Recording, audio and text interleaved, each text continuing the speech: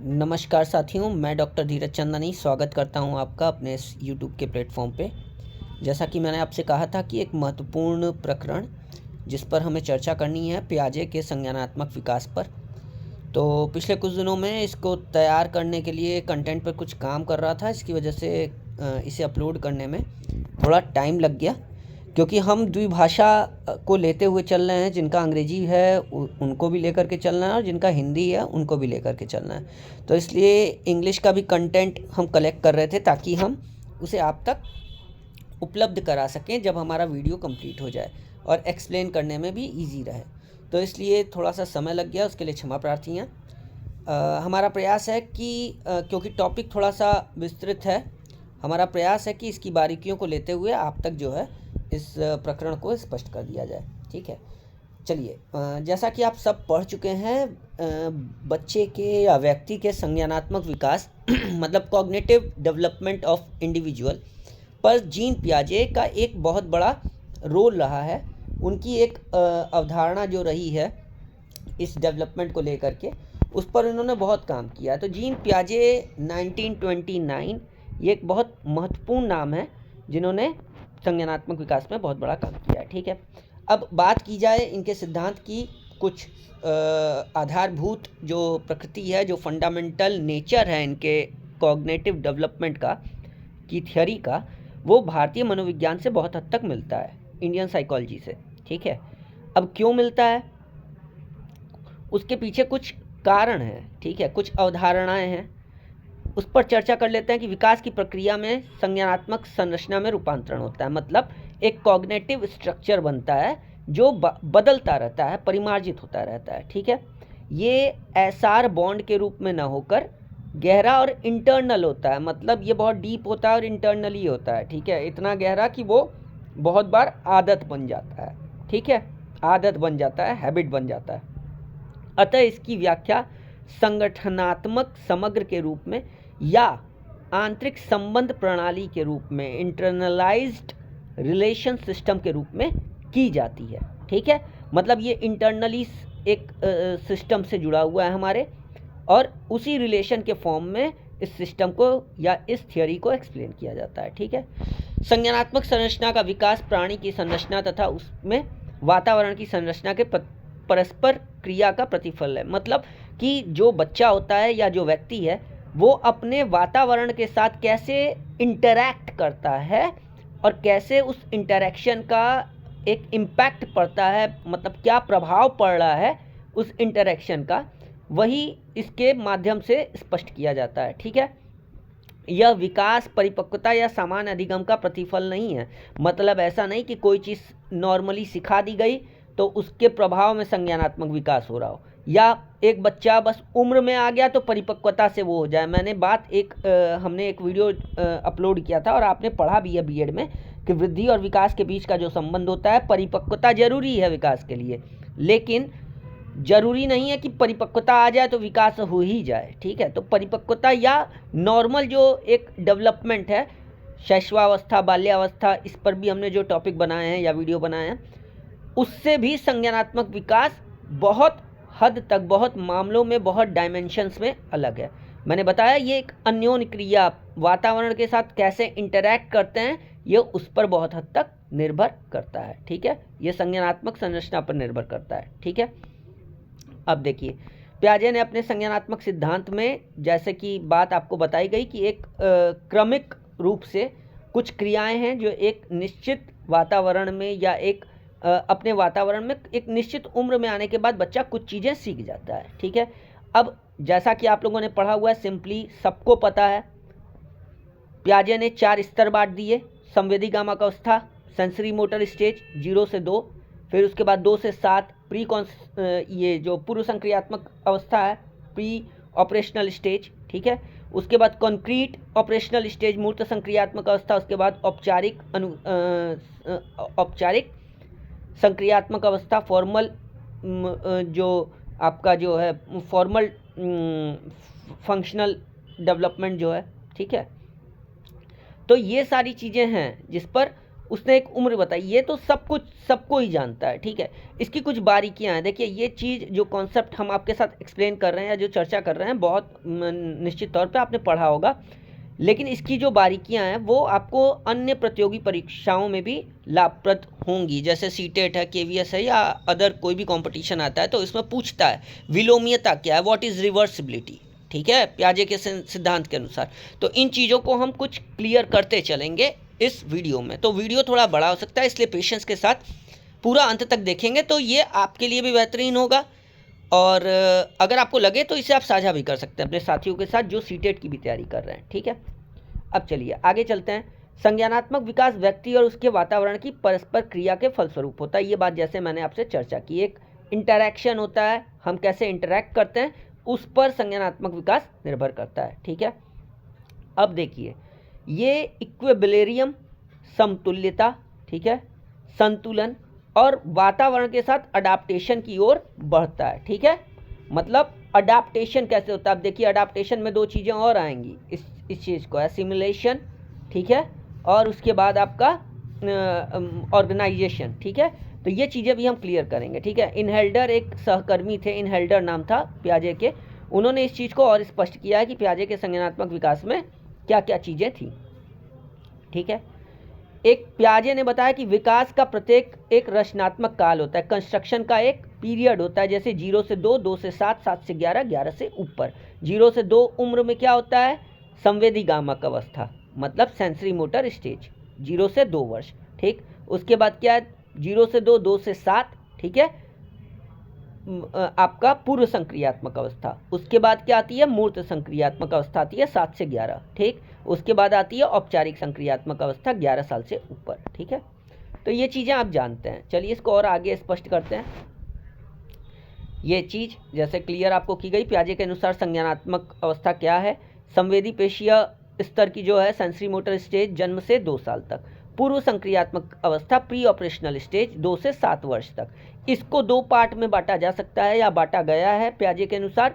पूर्व संप्रत्यात्मक विचार अवस्था, प्री कॉन्सेप्शनल थॉट स्टेज, देखिए ये अगर आपको लगता हो कि ये एडवांस है कुछ आपको जो आप जानते हैं तो आप नोट डाउन भी कर सकते हैं, ठीक है। 2 से 4 वर्ष तक, 2 से 4, पूर्व संक्रियात्मक अवस्था का भी 2 स्तर है, ठीक है। 2 से 4 साल तक प्री कॉन्सेप्चुअल थॉट स्टेज में रहता है, और उसके बाद 4 से 7 वर्ष तक इंट्यूशनल थॉट स्टेज होता है, अंतःप्रज्ञात्मक विचार अवस्था, ठीक है। उसके बाद तीसरा स्तर जो है संक्रियात्मक अवस्था, मूर्त संक्रियात्मक अवस्था जिसे बोलते हैं, ठीक है। इसमें भी 2 आता है, पहला आता है मूर्त संक्रियात्मक, दूसरा आता है औपचारिक संक्रियात्मक, मतलब 4 स्तर हैं मेन, आप समझ लीजिए, संवेदीगामक, पूर्व संक्रियात्मक, मूर्त संक्रियात्मक और औपचारिक संक्रियात्मक। इंग्लिश में बोले तो सेंसरी मोटर स्टेज 2 से 7, प्री ऑपरेशनल स्टेज 2 से जन्म से 2 वर्ष sensory motor, pre operational stage 2 से 7 वर्ष। उसके बाद प्री ऑपरेशनल स्टेज में भी 2 होता है, ठीक है, प्री कॉन्सेप्चुअल थॉट स्टेज 2 से 4, और उसके बाद इंट्यूशनल थॉट स्टेज 4 से 7, और उसके बाद आती है मूर्त संक्रियात्मक अवस्था 7 से 11 वर्ष, और औपचारिक संक्रियात्मक अवस्था 11 से 16 वर्ष, या 11 से ऊपर भी बहुत सारी किताबों में आपको देखने को मिल जाएगा, ठीक है।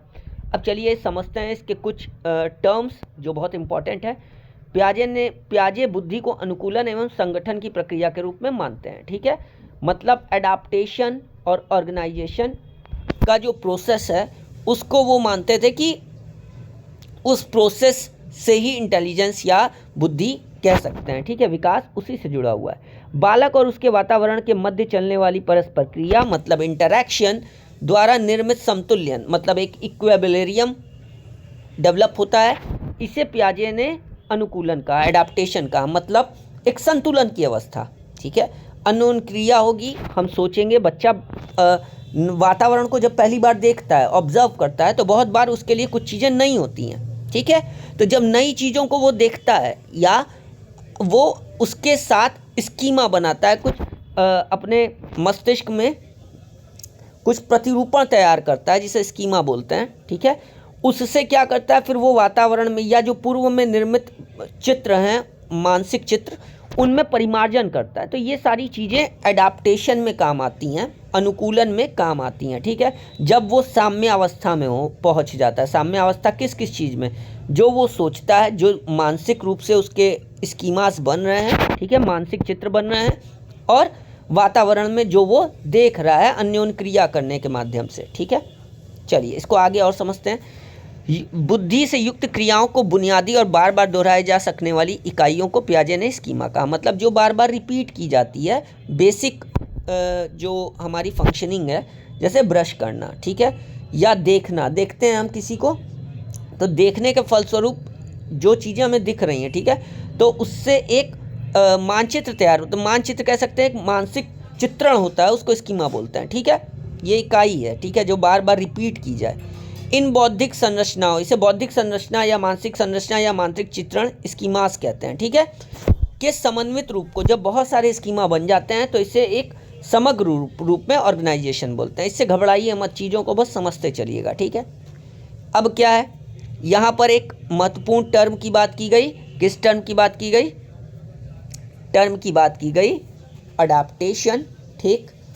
उसके बाद आपका आया क्या? एसिमिलेशन, ठीक है, ये एसिमिलेशन है, ठीक है। उसके बाद आता है अकोमोडेशन, समंजन बोलते हैं हिंदी में, ये अकोमोडेशन है, ठीक है, इसको बोलते हैं अकोमोडेशन, ठीक है।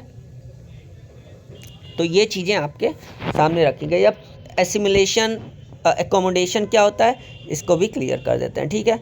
जैसे स्वांगीकरण या आत्मसातीकरण या एसिमिलेशन का मतलब होता है वर्तमान व्यवहार प्रारूप में नए वातावरण से नवीन वातावरण को जोड़ना, ठीक है। जब कोई नई चीज़ देखते हैं, तो हम जब पहली बार देखते हैं या बच्चा पहली बार कुछ देखता है, तो वो क्या करता है, उसे आत्मसातीकरण कर लेता है, एसिमिलेशन करता है, वो इमेज बन जाती है। जैसे उसने पहली बार कोई जीव देखा, ठीक, आपने उसे कहा देखो बिल्ली या डॉगी, कैट, ठीक, तो वो कैट की एक इमेज बनाएगा, ठीक। फिर क्या होता है आगे चल करके? समंजन, अकोमोडेशन। अकोमोडेशन क्या होता है? व्यक्ति द्वारा अपनी बौद्धिक संरचना में वातावरण की आवश्यकता के अनुसार परिवर्तन करना या समायोजन करना। अब आपने उसे दिखाई बिल्ली, ठीक है, सफ़ेद रंग की बिल्ली दिखाई, आपने उसे कहा कि देखो कैट, कैट, ठीक, उसके दिमाग में कैट की एक इमेज बनी, एक स्कीमा बना, ठीक। अब क्या हुआ, थोड़ा आगे गया, उसे एक छोटा सा डॉगी दिखाई दिया सफ़ेद रंग का ही, तो वो कभी कभी क्या करता है, वो बोल देता है कैट। कैट को देख के आएगा तो वो डॉगी को भी कैट बोल देगा, तो आप बोलते नहीं डॉगी, डॉगी। अब बच्चा क्या करता है, मानसिक जो स्कीमा बना हुआ है कैट का, उसे डॉगी के फॉर्म में अडाप्ट करने के लिए उसमें परिवर्तन करता है कि हाँ फेस कुछ अलग है, तो फेस में कुछ चेंजेस हैं, ठीक, कुछ फिजिकल चेंजेस हैं डॉगी के स्ट्रक्चर में और कैट के स्ट्रक्चर में। तो यहाँ पर जब वो चेंज करता है अपनी बौद्धिक संरचना में डॉगी के अकॉर्डिंग जो उसने इमेज देखी है, तब वहाँ पर क्या हो जाता है, अकोमोडेशन, ठीक है। Assimilation as it is accept कर लेना। कैट देखिए, आपने कहा कैट, कैट की इमेज बना ली, एसिमुलेशन हो गया। उस बने हुए स्कीमा में जब कोई एक बनी हुई मानचित्रण है या बौद्धिक संरचना है, उसमें जब कोई परिवर्तन करता है नई चीज़ को देख करके, तो उसे बोलते हैं अकोमोडेशन, ठीक है। ये इंपॉर्टेंट टर्म था, ये आपके सीटेट में भी पूछा जाता है। तो अगर आपको लगे कि सहज है, आप समझ पा रहे हैं, या कोई अगर शंका हो तो आप हमारे कमेंट बॉक्स में पूछ भी सकते हैं। और जो हमारा व्हाट्सएप का चैनल है, हमारा नंबर है व्हाट्सएप का, आप उस पर अपने प्रश्नों को भेज सकते हैं, ठीक है। कमेंट बॉक्स में भी आप अपने प्रश्न लिख सकते हैं, यथासंभव हम यथाशीघ्र आपको आपका जवाब देने का प्रयास करेंगे, ठीक है। तो इस तरीके से अकोमोडेशन, अडाप्टेशन, एसिमुलेशन, ये टर्म्स थोड़े इंपॉर्टेंट थे, इसलिए इसको थोड़ा सा चर्चा कर ली गई। इसे और विस्तार पूर्वक देखने के लिए जो पीडीएफ हमने बनाई है वो हम आपके साथ साझा कर देंगे। इसके बावजूद अगर आपको लगे कि आपको संवाद करने की आवश्यकता है तो आप निश्चित तौर पे कर सकते हैं, ठीक है। अब चलिए, पहली अवस्था संवेदी गामक अवस्था या संवेदी पेशी अवस्था, सेंसरी मोटर स्टेज, 0 से 2 वर्ष। यह अवस्था जन्मजात सहज क्रिया प्रणाली से प्रारंभ होकर वातावरण के से पहले अधिक जटिल परस्पर क्रियावर्ती। अब देखिए इस अवस्था में क्या होता है, नए नए स्कीमास बनते हैं, बहुत सारी मतलब अनावश्यक क्रियाएं करता है बच्चा, ठीक है, देखना, ताकना, चूसना, ठीक है, कोई भी चीज़ उसके हाथ में दे दीजिए मुंह में डाल लेगा, चूसना, ठीक है। संवेदनाओं मतलब सेंसेस का ज़्यादा से ज़्यादा प्रयोग करता है। आप उसे कोई लाइट दिखाएंगे, बच्चा अचानक से देखने लगेगा। ये 0 से 2 साल की संवेदी गामक अवस्था की कुछ विशेषताएं हैं, ठीक है, ठीक है। जब कोई झुनझुना दिखाया जाता है, छिपा दिया जाता है। अब देखिए यहाँ पे वस्तु स्थायित्व का भाव नहीं होता। जैसे किसी बच्चे के हाथ में मान लीजिए कोई, बहुत बार ऐसा होता है उसके हाथ में कोई ऐसी चीज़ आ गई है कि वो घातक है उस बच्चे के लिए। जैसे मान लीजिए उसने हाथ में चाकू पकड़ लिया, ठीक, तो बच्चा है वो तो मुंह में भी डाल सकता है। तो हम क्या करते हैं, जब बड़े लोग देखते हैं तो क्या करते हैं, उसको कहीं और डिस्ट्रक्ट करते हैं कि देखो देखो कौवा जा रहा है, कौवा जा रहा है, और धीरे से उसके हाथ से चाकू ले लेते हैं। इसके बाद वो बच्चा वो चाकू ढूंढता नहीं है, क्योंकि वस्तु स्थायित्व का भाव उसमें नहीं आता है। ठीक है, ऑब्जेक्ट परमानेंस अभी डेवलप नहीं हुआ होता है। ठीक है, बस क्या है, संवेदनाओं का ज़्यादा से ज़्यादा यूज़ करता है, एक टक देखेगा, बोलेगा, ये सारी चीज़ें वो करता है। ठीक है, चलिए आगे चलते हैं। प्री ऑपरेशनल स्टेज में 2 से 7 हमने कहा कि 0 से 2, 2 से 7। अब इसको 2 से 7 को भी 2 पार्ट में बांटा था पियाजे ने। प्री कॉन्सेप्चुअल थॉट स्टेज 2 से 4 वर्ष, ठीक है, जिसमें क्या होता है, संकेतात्मक और प्रतिनिधियात्मक प्रणाली, मतलब जो स्कीमाज हैं उसे नॉर्मली स्कीमा समझिए, ठीक है, वो अनुकूलन की अवस्था में होता है। ठीक है, नई नई स्कीमा बनाता है, देखता है चीज़ों को। ठीक है, इस अवस्था में भाषा के विकास होने का समय शुरू हो जाता है। ठीक है, शिशु सामान्य और विशिष्ट में अंतर नहीं कर पाता, जैसा कि मैंने बताया कि क्या अलग है क्या नॉर्मल है, ये सारी चीज़ें अंतर नहीं कर पाता। ठीक है, तर्क शक्ति परिक्रमित होती है। ठीक है, ट्रांसडक्टिव होती है। परिक्रमण का मतलब है कि यह एक तर्क है जो एक विशिष्ट घटना से दूसरी विशिष्ट घटना की ओर बढ़ने से के मध्य की स्थिति है। मतलब अब देखिए कोई अब 2 टर्म आते हैं, एक होता है विलोमीयता। ठीक है, विलोमीयता इंग्लिश में बोलते हैं रिवर्सिबिलिटी। अपने चिंतन के, अपने सोचने के प्रारंभिक बिंदु पर पुनः वापस पहुंचना विलोमीयता कहलाता है। ठीक है, अब देखिए यहाँ पर क्या होता है, जब विलोमीयता का डेवलपमेंट हो जाता है तो बच्चा स्टार्टिंग पॉइंट पे आ जाता है। जैसे आपने उसे बताया कि 8 - 3 = 5, ठीक, तब वो चलिए इसको और इजी वे में बताते हैं कि बच्चे को आपने 2 पेंसिल दी, ठीक है, दोनों बराबर है। अब दोनों बराबर है तो आपने थोड़ा सा आगे पीछे खसका के एक साइड से उसे देखने को कहा, तो वो जिस साइड से देखेगा और जो पेन या पेंसिल उसे आगे की तरफ नज़र आई वो कहेगा ये बड़ी है।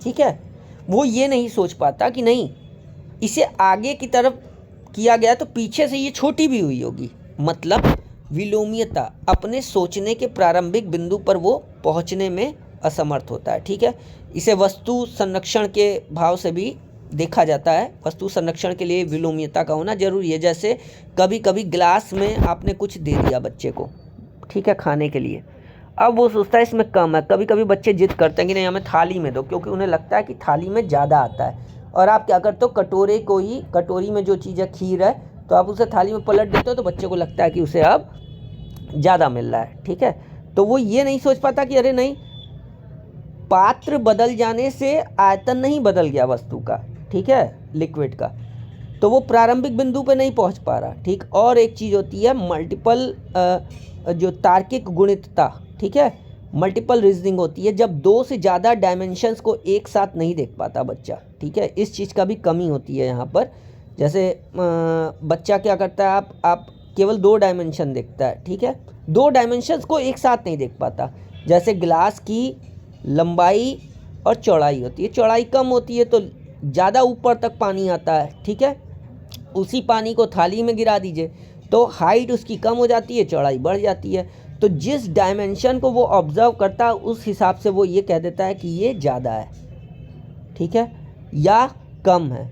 वो एक ही डायमेंशंस के आधार पर निर्णय ले लेता है। तो ये तार्किक गुणितता का भी अभाव होता है। कभी कभी ये क्वेश्चन भी पूछा गया है। ठीक है, चलिए आगे चलते हैं। अब देखिए इंट्यूशनल थॉट है 4 से 7 वर्ष की, वही पूर्व संक्रियात्मक अवस्था का जो दूसरा स्तर है। यहाँ पे धीरे धीरे वस्तु स्थायित्व का भाव उसमें बनने लगता है, ऑब्जेक्ट परमानेंस आने लगता है। ठीक है, मतलब पूर्व संक्रियात्मक अवस्था में ही ऑब्जेक्टिव परमानेंस, वस्तु स्थायित्व की बात शुरू हो जाती है, बनना शुरू हो जाता है। पियाजे ने एक गिलास में बड़े मोतियों को भरा और उन्हें मोतियों की मात्रा के विषय में पूछा तो दोनों पात्रों में मोतियों की संख्या को बराबर बताया गया। मतलब बच्चा क्या है पहले से अब यहाँ पर वो 2 डायमेंशंस को एक साथ देखने शुरू कर देता है। ठीक है, तो यहाँ वस्तु संरक्षण का भाव भी उसके अंदर आ जाता है कि गिलास पात्र बदल देने से वो ये कहने लगता है कि नहीं, पात्र बदल देने से वस्तु की मात्रा में परिवर्तन नहीं हो रहा है। ठीक है, चलिए आगे चलते हैं। ठीक है, अब मूर्त संक्रियात्मक अवस्था की बात कर लेते हैं। यहाँ पे बौद्धिक क्षमता में और लचीलापन आने लगता है। ठीक है, पूर्व संक्रियात्मक अवस्था की तुलना में इस अवस्था में बौद्धिक विकास बालक की मूर्त मानसिक क्रियाओं को कर सकने में समर्थ प्रदान करता है। मूर्त चीज़ों के प्रति बच्चा लॉजिक लगाने लगता है। ठीक है, जो चीज़ें उसे दिखती हैं, देखिए यहाँ रिवर्सिबिलिटी की बात आ गई, अब वह क्रियाओं की रिवर्सिबिलिटी को समझने लगता है। ठीक है, मतलब अपने चिंतन के प्रारंभिक स्तर पर पहुंचने की रिवर्सिबिलिटी का आना किस अवस्था की वो है का गुण है, वो है मूर्त संक्रियात्मक अवस्था का। A=B है तो B=A होगा, ये रिवर्सिबिलिटी है। ठीक है, चीज़ों को बदल देना, अपने चिंतन की प्रारंभिक बिंदु पर पहुंच जाना। ठीक है, अगर 8 - 5 = 3 है तो 3 + 5 = 8 होगा, ये विलोमीयता का एक उदाहरण है। ठीक है, तो ये चीज़ें मूर्त चीज़ों के प्रति वो तर्क करना शुरू कर देता है मूर्त संक्रियात्मक में। अब आते हैं औपचारिक संक्रियात्मक अवस्था।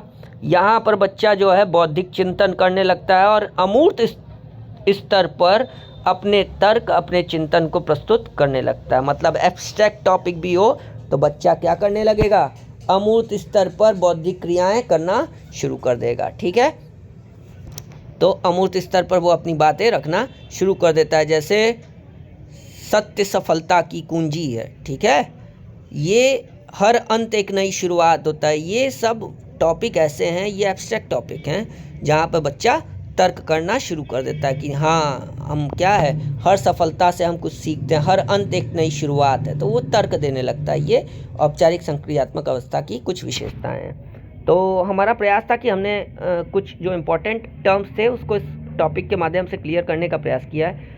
ये PDF और इंग्लिश का एक अलग से PDF भी हम अपने ग्रुप में कुछ समय बाद उसे भेज देंगे इस टॉपिक से रिलेटेड। आपको हमारा टॉपिक कैसा लगा, आपके क्या सुझाव हैं? अगर आपको लगता है कि इसमें कुछ और संशोधन किया जाना चाहिए या आपको लगता है कि और कुछ आपको कंटेंट चाहिए, कोई शंका हो, तो आप इससे हमें साझा कर सकते हैं, अपनी बात रख सकते हैं। और अगर आपको लगता है कि ये आपके दोस्तों के लिए, जो लोग तैयारी कर रहे हैं CTET के लिए, उनके लिए लाभप्रद है, तो आप उनसे भी ये चीज़ साझा कर सकते हैं। हमारे चैनल को लाइक कीजिए, सब्सक्राइब कीजिए, लोगों तक शेयर कीजिए ताकि ज़्यादा से ज़्यादा लोग लाभान्वित हों और हमें एक मोटिवेशन मिल सके कि हम आपके लिए नए नए वीडियो अच्छे तरीके से, अच्छे कंटेंट के साथ, अच्छी विषय वस्तु के साथ प्रस्तुत कर सकें। हम प्रयास कर रहे हैं, उम्मीद है आपको हमारा प्रयास अच्छा लगा होगा। तो ये जो PDF है वो हम अपने YouTube के जो व्हाट्सएप के जो ग्रुप हैं उसमें साझा कर देंगे और हमारा व्हाट्सएप पे एक चैनल भी चलता है, उसका भी लिंक हम आपको भेज देंगे, आप उससे जुड़ सकते हैं। हमारी सूचनाएं, हमारा कंटेंट आपको वहाँ मिलता रहेगा।